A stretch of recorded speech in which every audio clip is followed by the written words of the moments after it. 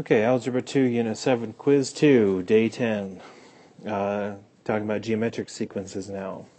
Alright, so number 1, is a sequence geometric? If so, identify the common ratio.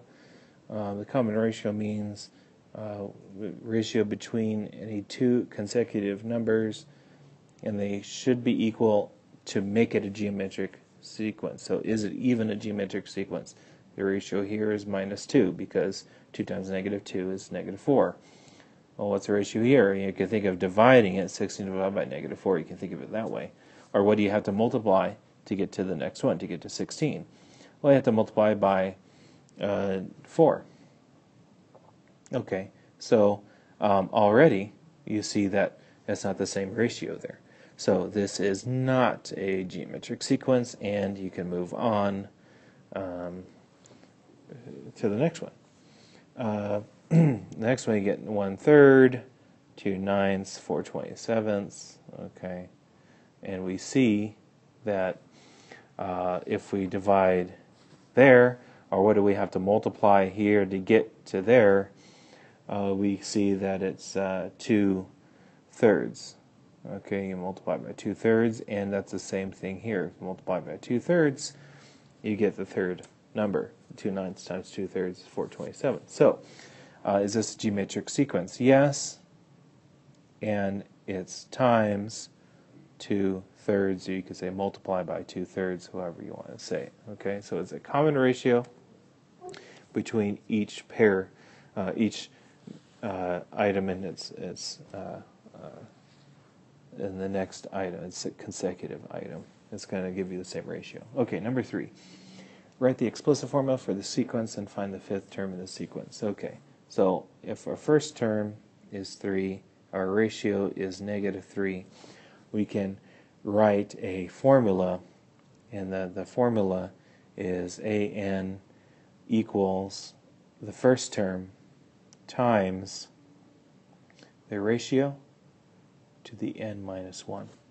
So here we just plug in our values, that's all. So we keep n there. You always have to keep n in a formula because you have to put something in. It's just going to be which term you put in. And a1 is 3. So let's just make that 3. So a1 is 3 times r, which is -3, to the n minus 1. And we're done. Okay, so that's the explicit formula for geometric sequence. All right. Next one. It's kind of the same. A1 equals 120. R equals 0.3. So we have AN equals 120 times R is 0.3 to the n minus 1. Okay? And that should be an n, by the way. Okay, that's our formula. Okay, number 5. Find the missing term in geometric sequence? Okay, so instead of an arithmetic mean, you're going to get the geometric mean. And the geometric mean is going to be an equals the square root of an minus 1 times an plus 1, meaning the two terms that are next to them, you're going to multiply them and then get the square root. Okay, and so you're going to get the positive square root of that number. So, what's the missing term? Well, it's going to be, we just plug in 45 and 1620, so we want to get the square root of 45 times 1620. Okay, we multiply it out and get the square root. We've got to get the square root, and that's going to give us 2, 7. Now, the thing about geometric sequences is that's multiplying. Now, if you multiply 45 by a negative number, you're going to get a negative, right? But if you multiply that negative by the other negative again, you're going to get a positive. So it's possible that the missing number is -270. There's actually 2 answers here, because you just don't know. It may be that it's a positive 270. But it just depends. It could be,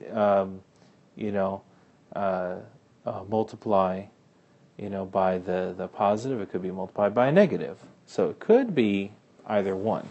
And you know, so you gotta, when you do this, you're gonna have two answers, unless it's like a real world situation where you're like gonna get a positive value, like arc on a swing. In your book, it had the example of the length of the somebody swinging on a swing without anybody pushing. You know, it slows down geometrically because of wind resistance, and so the length is obviously going to be a positive length, you know, on the swing, the arc of that swing.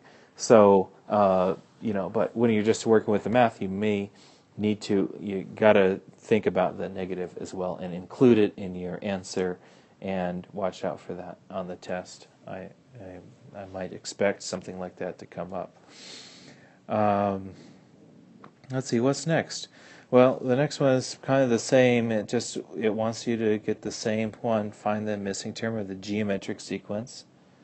Okay, so again, you're going to multiply those two, and get the square root. And then multiply to get the square root, and it's going to give you 250. Okay, so again, plus or minus 250. Obviously, it's dividing by a factor there. It's dividing by 5 as a matter of fact. However, it could be divided by -5. So you just, for this information, it could be either the positive or the negative 250. Okay, so just keep that in mind. You got a geometric sequence is going to have a positive, negative in there to watch out for. Okay, so number 7, the sequence 15, 21, 27, 33, 39, and 75 has 11 terms. So let's put that down: 15, 21, 27, so on, ...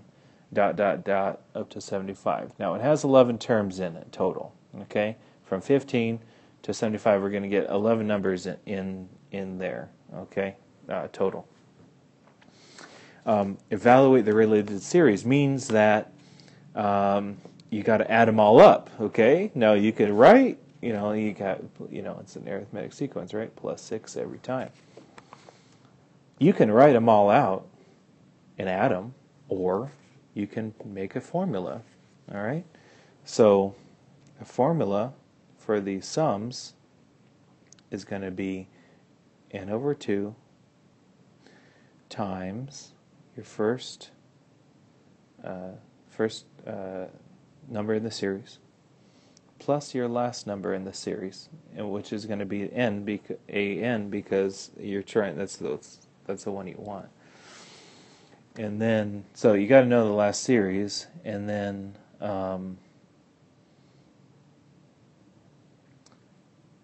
you want, let's see,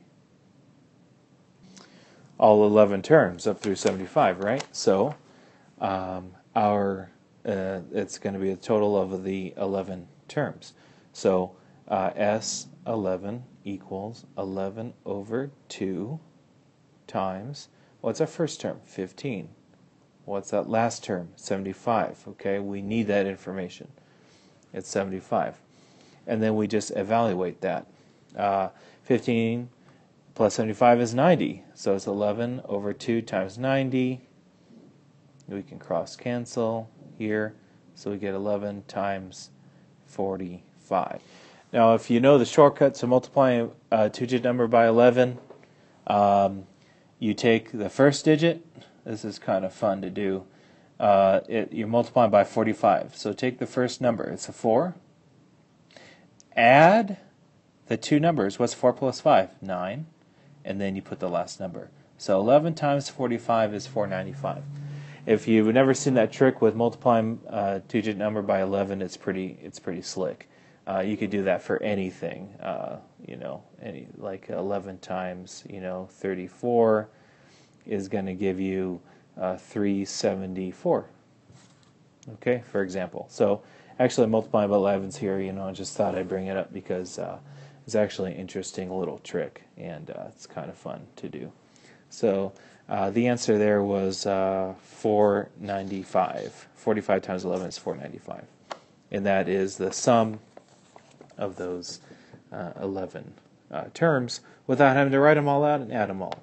Okay, so number 8 is -5. It's kind of similar. -5, 0, 5, 10, ... to 65. There's our first there, last is there.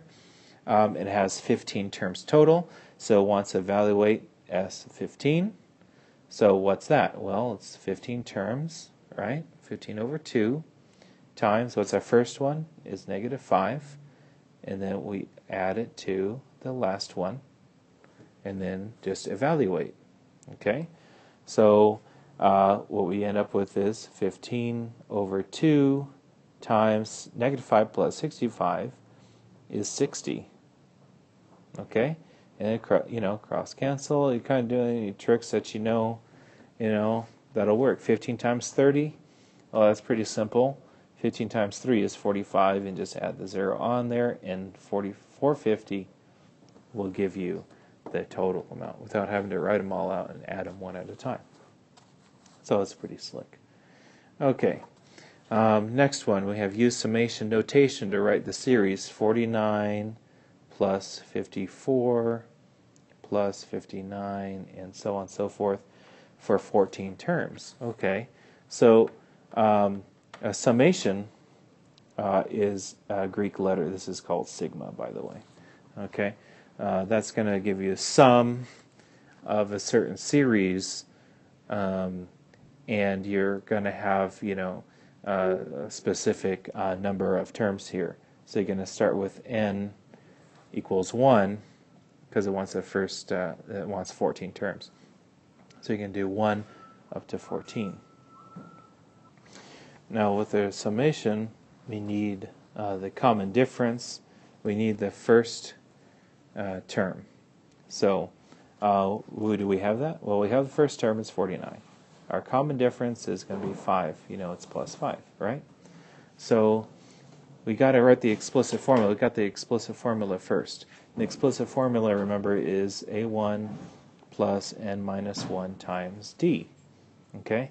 Well, we have this information. We have a1, which is 49, and we just write n minus 1, and then our common difference is plus 5. So now we can write this 49n,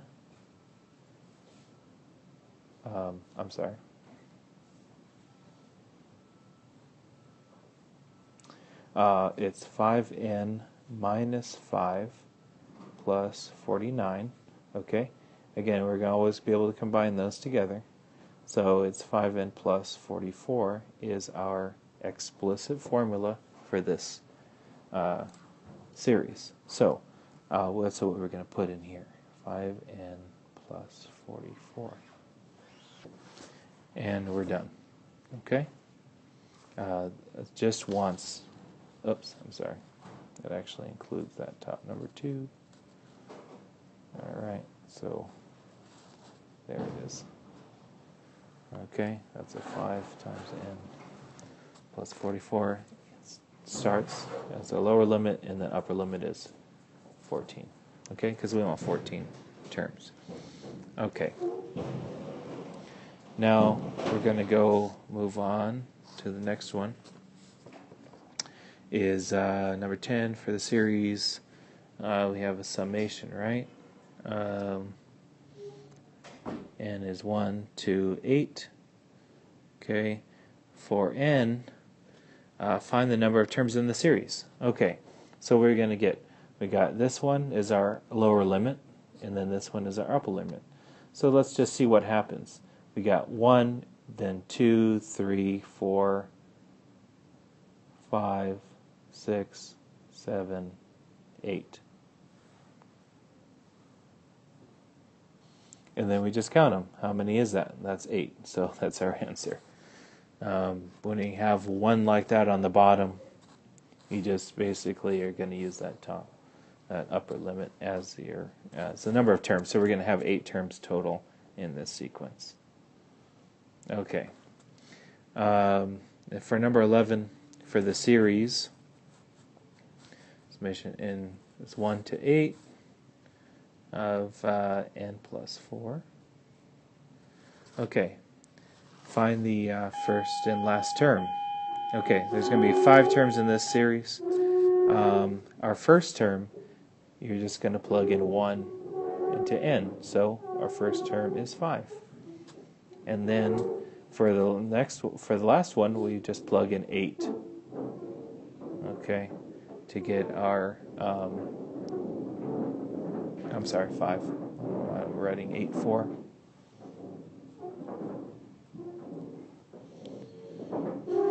It's 5. Okay, so A5 is just going to be 9 because we plug it in. Plug that 5 in there, and we get 9. So those are our two answers, first and fifth terms. It's the first and last terms because it goes at 5 is the upper limit. Okay. Last one for day 10. Evaluate the series, summation, n equals 1. Oh, sorry. Equals 3. And then 8. And then 5n. Let's do that a little better here. 5n. Okay. First, we need to think about what we're doing here. We're doing a summation. Okay. We need our first term, we need our last term, and we need how many terms total we're going to end up with. So here's where it gets a little tricky because this is n equals 3 now. Okay, n equals 3. So it's not n equals 1, so there's not 8 terms. Okay, so we have 3. We're going to find one for 3, 4, 5, 6, 7, 8. So how many terms we're going to end up with? We're going to end up with 6. So you can think of it as, taking this upper limit and subtracting the lower limit, but you got to add 1 because you got to count the 3. All right? It's how many total you get. You're going to have, 1, 2, 3, 4, 5, 6 terms. Okay? And remember, with the sum is going to give you the number of terms over 2 times the first one, right, plus the last one. In this case, it's going to be the 6th term. All right? So let's evaluate that and see what we get. We're going to get 6 terms over 2 times. Now, in this summation, 3 to 8, it's 5n. Okay? The first term is going to be 3. We've got to plug it in there. So it's going to be 15. And then the 8. That's going to be our 6th term, right? So that's going to be 5 times 8, which is 40. Okay, so 6 halves times 15 plus 40. All right, well, 6 halves is really 3. And then 15 plus 40 is 55. So 3 times 55 will give us 165. And that, ladies and gentlemen, is the end of Quiz 2.